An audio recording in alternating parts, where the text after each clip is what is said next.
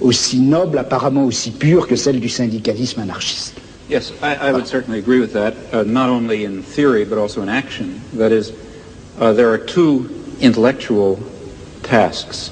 One, and the one which I was discussing, to try to create the vision of a future just society.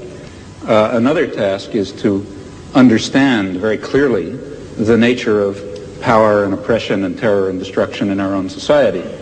And that certainly includes the institutions you mentioned, as well as the central institutions of any industrial society, namely the economic, commercial, and financial institutions. In particular, in the coming period, the great multinational corporations, which are not very far from us physically tonight.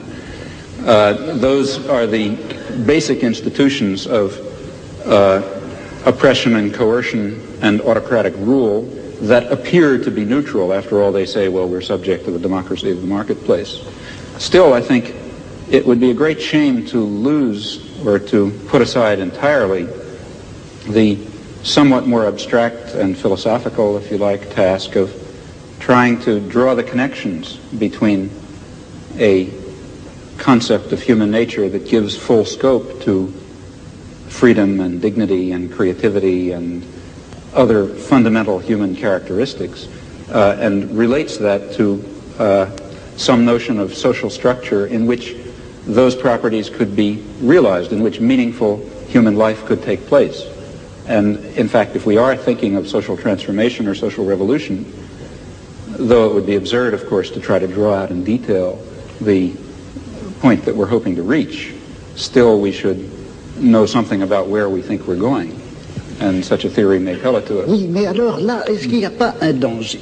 Si on dit que il existe une certaine nature humaine, que cette nature humaine n'a pas reçu dans la société actuelle les droits et les possibilités qui lui permettraient de se réaliser.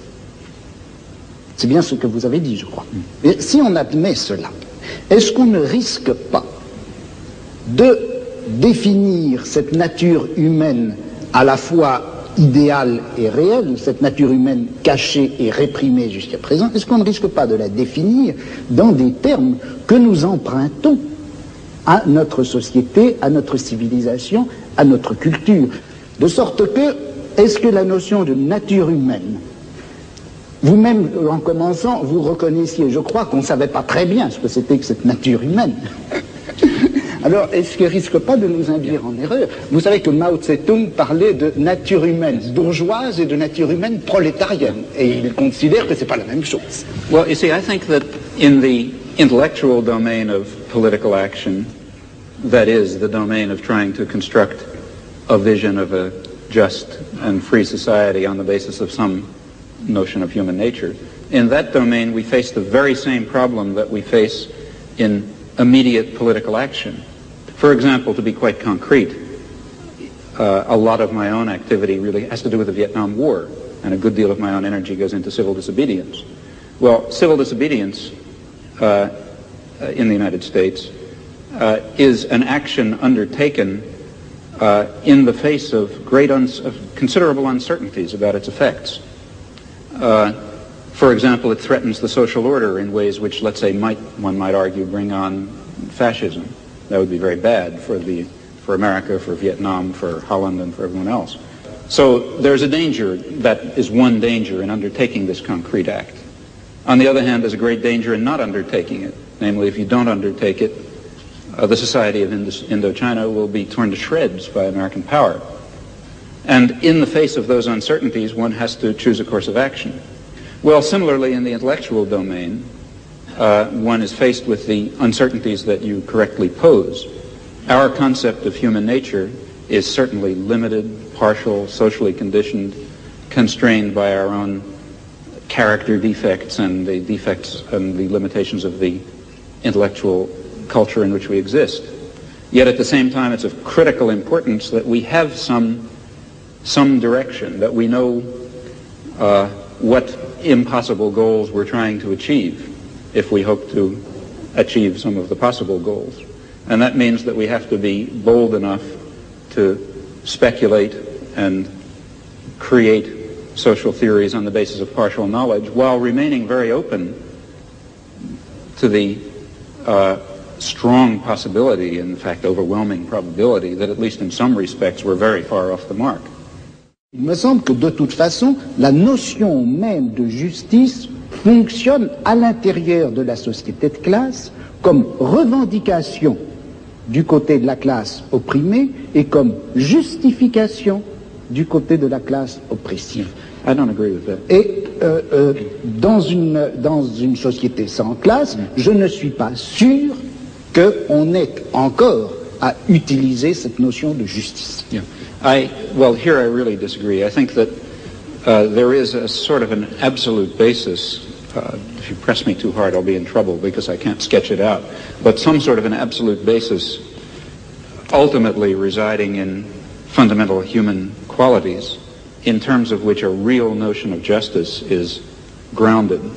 And I think that our existing systems of justice I think it's too hasty to characterize our existing systems of justice as merely systems of class oppression. I don't think that they are that. I think that they embody systems of class oppression, and they embody elements of other kinds of oppression. But they also embody a kind of a groping towards the true humanly valuable concept of justice and decency and love and kindness and sympathy and so on, which I think are real. Bon, est-ce que j'ai du temps pour répondre? Oui. Combien? Parce que 2 minutes. Ben, moi, je dirais que c'est injuste. Absolutely. Non, mais bon, je ne veux pas répondre en si peu de temps. Je dirais simplement ceci. Je ne peux pas m'empêcher, contrairement à ce que vous pensez, je ne peux pas m'empêcher de croire que cette notion de nature humaine, cette notion de bonté, de justice, d'essence humaine, de réalisation de l'essence humaine, tout ça, ce sont des notions et des concepts qui ont été formés à l'intérieur de notre civilisation, dans notre type de savoir, dans notre forme de philosophie, et que par conséquent, ça fait partie même de notre système de classe, et qu'on ne peut pas, aussi regrettable que ce soit, on ne peut pas faire valoir ces notions pour décrire ou justifier un combat qui doit en principe bouleverser les fondements même de notre société. Il y a là une extrapolation dont je n'arrive pas à trouver la justification historique.